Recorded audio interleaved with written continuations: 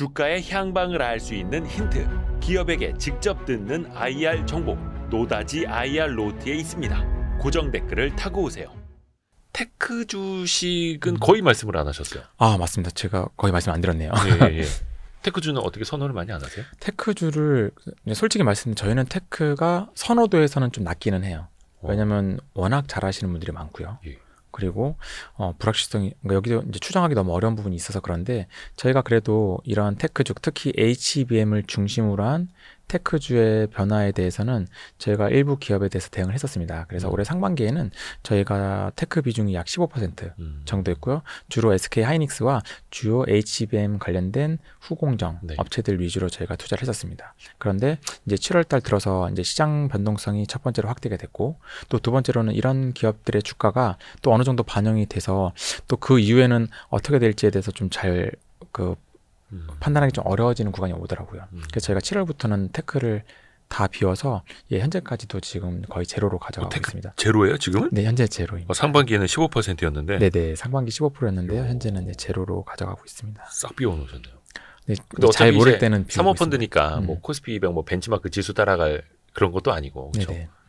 물론 벤치마크 못 따라가면 혼나긴 합니다. 그렇죠. 그래서 일단 절대 수익으로 가시는 네네, 거고요. 맞습니다.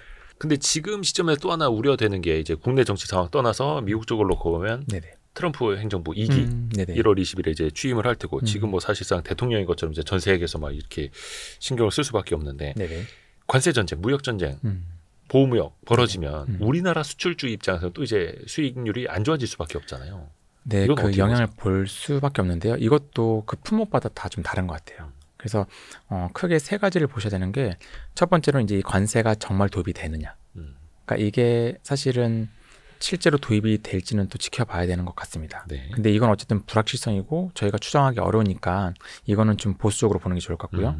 두 번째로는 이런 기업들이 실제로 현지에서 있는 경쟁 강도, 거기에서 주요 경쟁사들이 미국에 현지에 공장이 있는지, 이 여부가 좀 중요한 것 같아요.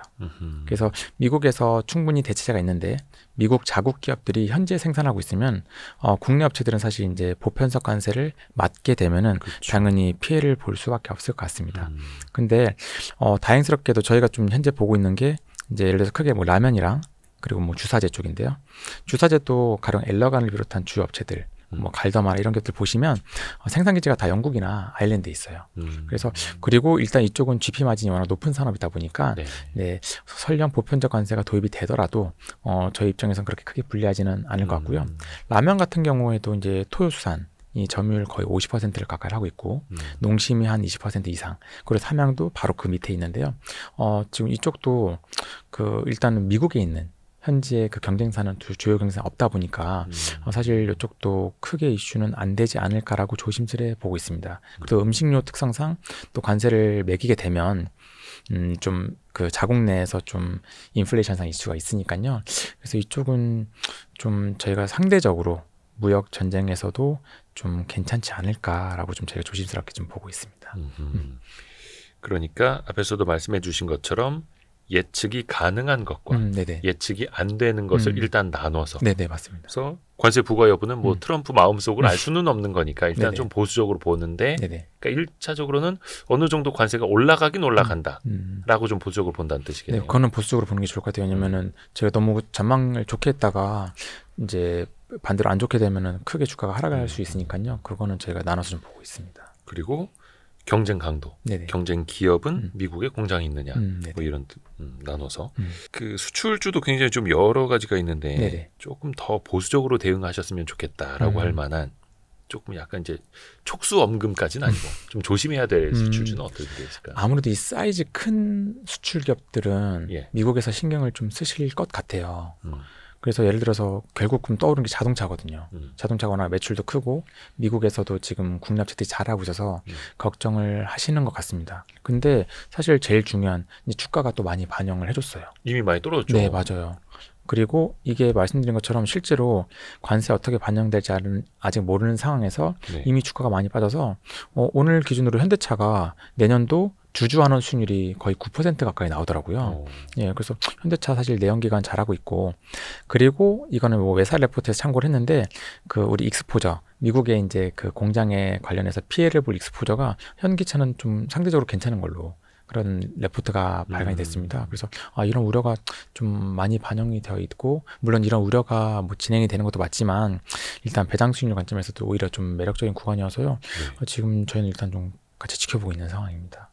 약간 뭔가 그러니까 나쁘지는 않게 지켜보신다는 거죠? 네네. 그러니까 나쁜 부분이 또 주가에도 많이 반영이 된 것 같습니다. 또 내년 배당은 또 증가한다. 그러니까 그 자사주 매입까지도 감안을 했을 때. 네, 내년에 여기가 지금 총 주주 환원율이 35%로 거의 이제 발표를 해주셨거든요. 네네네. 그래서 순이익이 올해랑 비슷하게 내년에 나온다면은 그럼 배당 수익률이 그러니까 주주 환원 수익률이 약 9% 정도 나오게 됩니다. 반도체 같은 경우도 아까 이제 거의 이제 테크는 제로라고 하셨으니까 반도체도 좋게는 안 보신다는 거잖아요.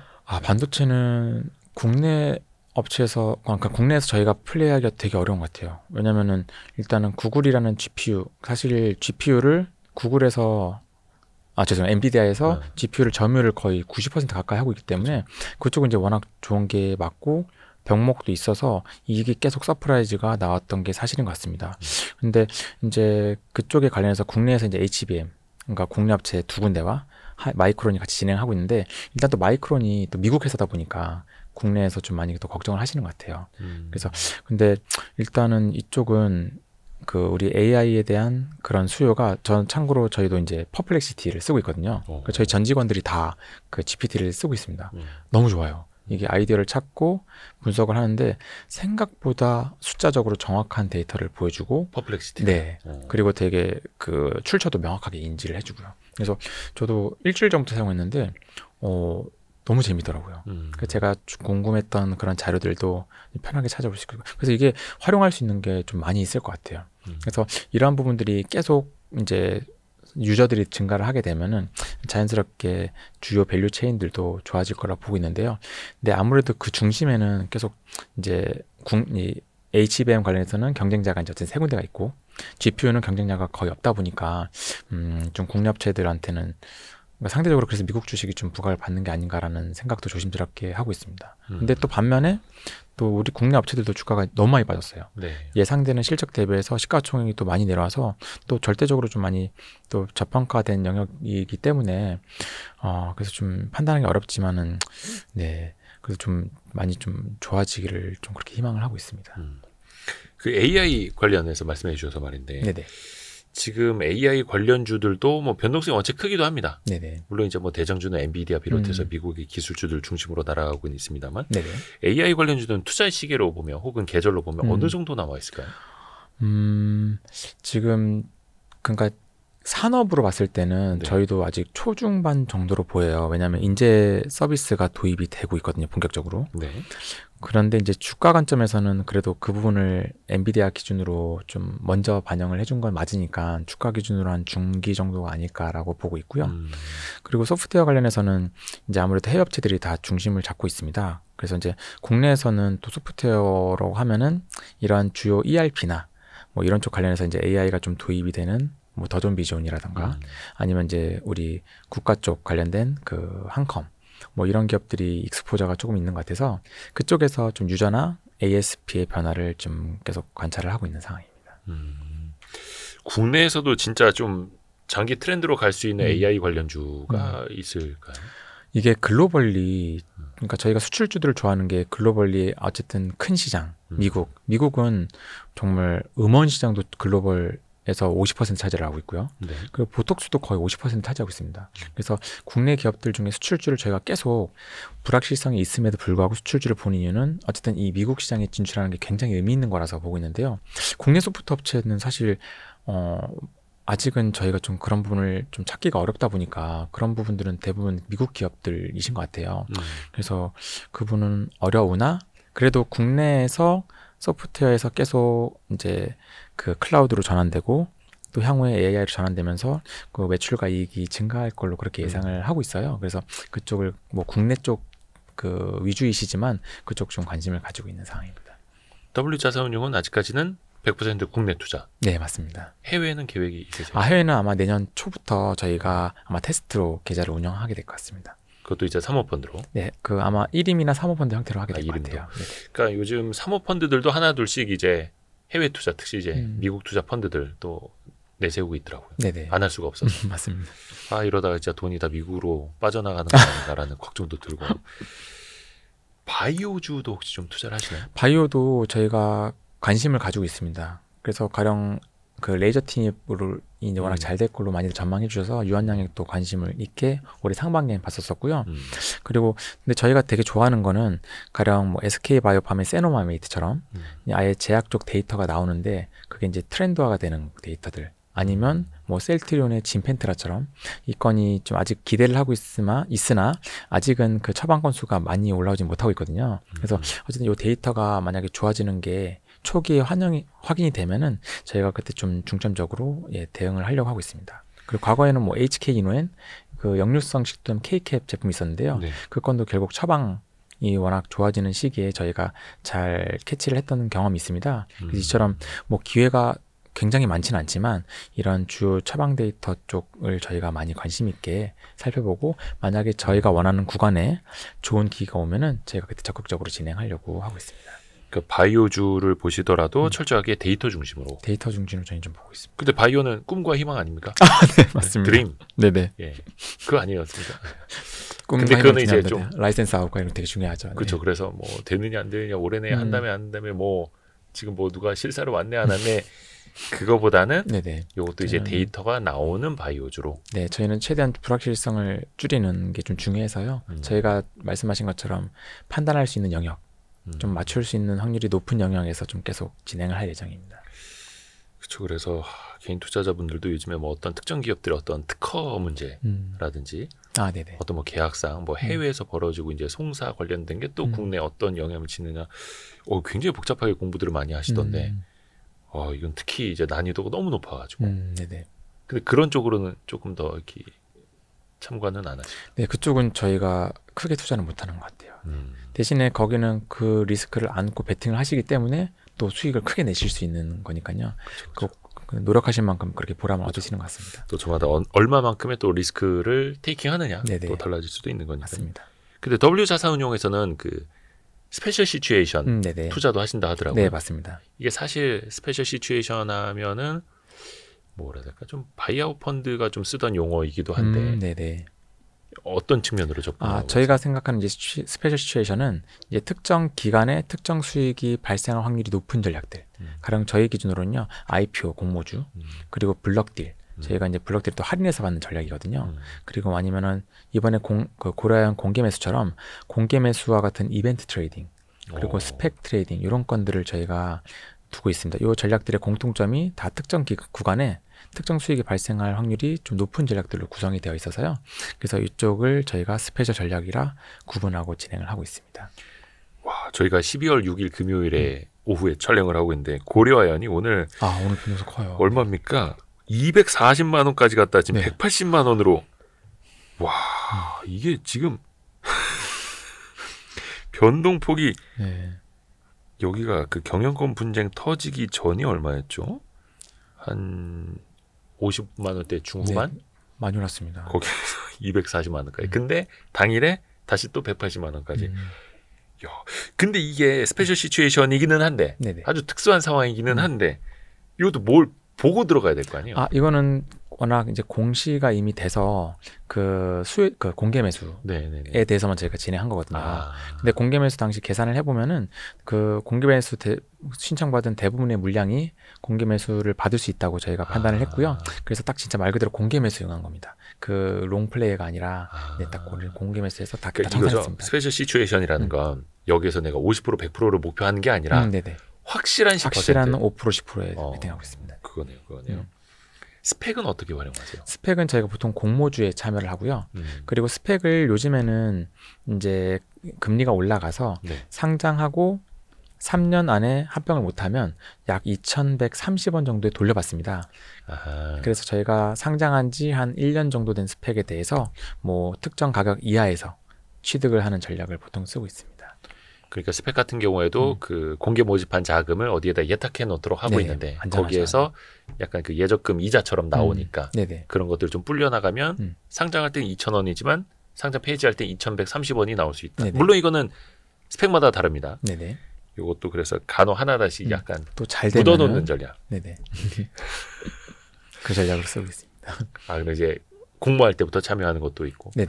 또 스펙은 간혹 이제 급등락하는 경우도 되게 많잖아요. 그래서 삼성 스펙은 이제 뭐 삼성 M&A에 적이 되는 거 아니에요. 그래서 삼성전자 M&A 한다 그러면 괜히 삼성 스펙이 이상하게 올라가고. 맞습니다. 그런 때 또 차익 실현할 수 있는 그때는 차익 실현할 기회가 되는 것 같아요. 근데 최근에 보니까 시장 상황이 안 좋아서 그런지 몰라도 스펙들도 좀 다운돼 있더라고요. 네, 맞습니다. 오히려 또 그런 게 저희는 오히려 이럴 때는 좀 스펙을 싸게 살 수 있는 기회인 것 같아서 왜냐하면 스펙이라는 그 자체가 말씀하신 것처럼 전체 자산의 90% 이상을 예금이 되어 있기 때문에요. 굉장히 안정적인 상품입니다. 그리고 잘 안 되더라도 저희가 합병이 안 돼도 돈을 돌려받을 수 있고요. 그리고 이제 만약에 또 운 좋게 좋은 기업과 좋은 비율로 합병을 하게 되면 주가가 오르기 때문에요. 저희가 그 좀 잘 활용을 하고 있습니다. 근데 또 스펙도 상장 폐지되면은 이제 그 뭐라 해야 되나 예금으로 들어있던 그 돈은 순자산으로 이제 배분을 받는데 괜히 이제 3,000원에 샀다가 주당 2,000원에 배분 받으실 수도 있다라는 거죠. 항상 저도 스펙은 비싸게 사는 게 최고의 리스크입니다라고 말씀을 드려도 뭐 기둥으로도 안 들어갈까요? 그래서 일단은 스펙은 꼭 특정 가격 이하에서만 취득을 하고 있습니다.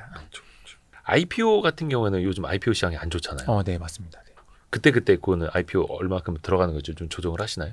계속 그때 건마다 다 시장 상황이랑 그리고 분위기 감안해서 판단을 하고 있습니다. 물론 펀더멘털도 같이 판단하고요. 또 하나 블록딜 같은 경우에도 이게 뭐 자주 나오는 거는 아니고.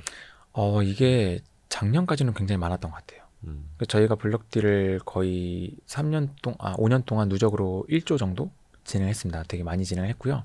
근데 아무래도 올해는 또 시장 상황이 안 좋고 거래량이 줄어들다 보니까 이제 좀 블록딜 전략은 이제 올해는 좀 많이 없었습니다. 근데 오히려 내년도에 이제 시장이 좀 올해보다 개선이 되면 또 기회가 많이 있을 거라 보고 있고요. 그래서 올해는 이 스페셜 전략에서 오히려 이제 상반기는 IPO로 그리고 이제 하반기는 공개 매수권들이 여러 건 있어가지고 그쪽에서 오히려 수익이 좀 발생했었습니다.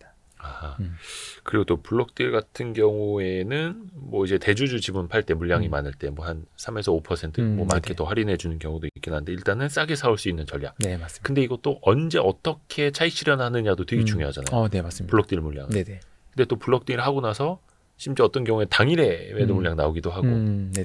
이거는 하우스마다 다 다른가요? 전략? 그 매수하는 하우스마다 차이가 있는 것 같아요. 근데 저희 같은 경우에는 당일 매도하면은 당연히 할인율만큼 다 빠집니다. 그래서 그 전략은 좀 의미가 적은 전략이라 보고 있고요. 그래서 최소 뭐 한 달 정도 이상 보면서 그래서 이제 시장 상황에 맞게 그리고 그 기업의 펀더멘털 상황에 맞게 서서히 줄이는 걸로 하고 있습니다. 그것도 어느 정도 우상향 할 수 있는 기업일 경우에 조금 더. 맞습니다. 그 기업에 대한 펀더멘털 체크가 좀 중요한 것 같아요. 그래서 펀더멘털이 좀 우호적인 기업들 위주로 진행을 하고 있습니다. 일반 투자자들도 활용할 수 있는 스페셜 시츄에이션? 는 어떤 게 있을까? 아까 스펙 얘기는 좀 드렸고. 스펙은 가능하실 것 같아요. 스펙은 가능하신데 대신 이제 품이 되게 많이 들 것 같아요. 스펙이 상장된 게 굉장히 많이 있고요. 너무 많아. 거래도 별로 없고요. 그 증권사 이름 뭐면서 제 몇십 몇 호 막 이렇게 나와 있어서. 맞습니다. 그래서 관리하시기가 아마 좀 품은 들지만 가능은 할 전략이고요. 그리고 IPO도 사실 가능한데 IPO는 이제 청약으로 하면은 또 좋은 IPO는 경쟁률이 높으니까 또 배정률이 적게 받습니다. 그래서 개인분들이 하실 때는 만약에 근데 이거를 좀 더 스펙이랑 IPO를 좀 더 활성화하고 싶으시다면은 오히려 뭐 저희뿐만 아니라 이렇게 IPO나 뭐 스펙을 하는 하우스들이 몇 군데가 있는 걸 알고 있어요. 공모 펀드 같은 것도 네, 있고. 맞습니다. 그런 쪽에 투자하시는 것도 좋은 방법이신 것 같아요. 다음에 저희가 스펙만 어떻게 해서 쭉 리스트업을 해본 다음에 왜 그런 거 있지 않습니까? 이미 상장한 지 한 1년 정도는 지났고 지금 얼추 순자산 가액 정도밖에 주가는 안 오르고 있고 근데 그것도 한 1년 반 안에는 짝꿍을 찾아와야 상장할 수 있는 것 아닙니까? 그런 가능성 있는 것들 조금 나눠가지고 우리가 찾아보면 재밌을 것 같은데. 맞습니다. 저도 예전에 조금 시간 많을 땐 그런 걸 좀 했었는데. 우리 W자산운용의 노현복 대표님이 오늘 처음 나오셨었는데 그 개인 투자를 하신 적도 있으셨던가요? 개인 투자는 제가 계속 기관에 있었어가지고요. 개인 투자는 경험을 못했고요. 물론 이제 그게 좀 다르잖아요. 시장에 대한 접근 방식이. 근데 뭐 인턴들도 그렇고 대학교 그 뭐 큐빅 리스크 어떤 주식 동아리 했던 후배들도 있고 대학교 때 좀 했었습니다. 대학교 때 하셨고 좀 개인 투자자분들한테 마지막으로 좀 조언을 드린다면 어떤 말씀 혹시 해주실 수 있을까요? 개인 투자자분들께 조언이요? 근데 사실 이 각각의 본인의 철학이 있으실 것 같아요. 그리고 그거를 다들 찾아가는 과정이신 분들도 있을 거고, 그걸 이미 만드신 분도 있을 텐데요. 저희는 사실 저희가 말씀드린 투자 철학이 정답지는 당연히 아닙니다. 근데 저희가 그래도 접근할 수 있는, 즉 저희가 추정할 수 있는 범위 내의 전략이라고 판단해서 이쪽 데이터를 기반한 투자를 계속 지속하고 있고, 이 데이터를 어떻게 하면 더 빨리 잘 찾을 수 있을지 계속 개발을 하고 있습니다. 그래서 각각이 이제 투자를 할 수 있을 때 가령 뭐 알테오젠을 투자할 수 있는 분도 있고요. 근데 저희는 저희의 그 투자할 수 있는 범위가 딱 지금에 있는 범위라고 보고 있어서 이쪽으로 계속 강화를 하고 있는 거예요. 그래서 각각이 있는 범위에 대해서 본인이 그 감내할 수 있는 손실 내에서 이제 투자 전략을 잘 수립하신 다음에 그쪽으로 요새는 꼭 기관 투자자가 아니어도 정말 뭐 블로그라던가 그리고 요새는 텔레그램을 통해서도 이제 다양한 그 수출입 데이터라던가 이런 게 데이터가 굉장히 많은 것 같아요. 그래서 이 정보에 대한 접근성은 정말 많이 좋아진 것 같습니다. 그래서 각각이 좀 확률이 높다고 판단되는 섹터라던가 아니면 그런 주력을 좀 잘 찾으신 다음에 그쪽에서 이제 꾸준하게 성과를 내시면 좋을 것 같고요. 그리고 저희도 사실 이제 저희가 매년 연 평균 20-30%를 목표를 하고 있는데 또 잘하는 운용사들, 가령 그 해에 잘하는 운용사들은 또 성과가 되게 좋기도 해요. 그거 보면은 처음에는 우리가 더 잘하기 위해서 어떻게 하면 좋을까라고 생각을 했는데 좀 그게 약간 무리가 되더라고요. 그러니까 본인이 정말 냉정하게 정말 차분하게 분석을 할 수 있는 그런 컨디션을 만드는 거. 그 마인드 컨트롤하는 것도 되게 중요한 것 같아서요. 뭔가를 막 이렇게 쫓아가려 하기보다는 네네 자기의 길을 계속 갈고 닦으면 10년 후, 15년 후가 되면은 나 누구나가 전문가 될 수 있다. 라고 좀 보고 있습니다. 버핏이 말한 것처럼 숲속에 있는 새 10마리보다 내 손 안에 있는 한 마리가 더 낫다 막 이런 것처럼 비슷한 것 같아요. 많이 배웠습니다. 예. W자산운용의 노현복 대표와 함께했습니다. 너무 감사드립니다. 감사합니다. 고맙습니다. 고생하셨습니다. 고생하셨습니다.